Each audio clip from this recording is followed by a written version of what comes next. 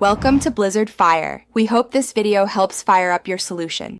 You begin by making sure the Roblox client is installed and you are signed into the right account.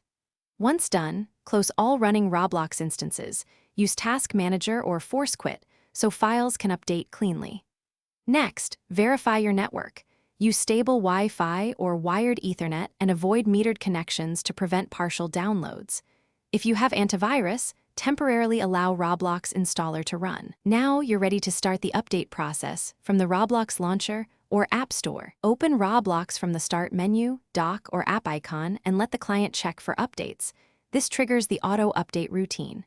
If the update stalls, download the latest installer and run it manually. Doing so replaces corrupted files and forces a fresh update. Make sure you allow any permission prompts. Installers often need admin rights.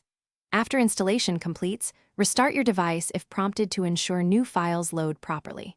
Once restarted, relaunch Roblox to confirm the version change.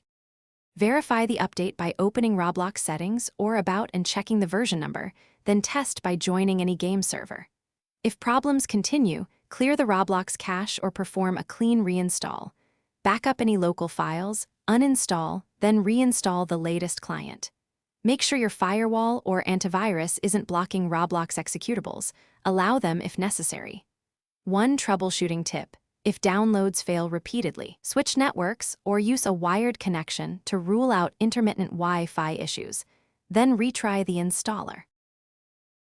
Thanks for watching. If you found this helpful, don't forget to like and subscribe.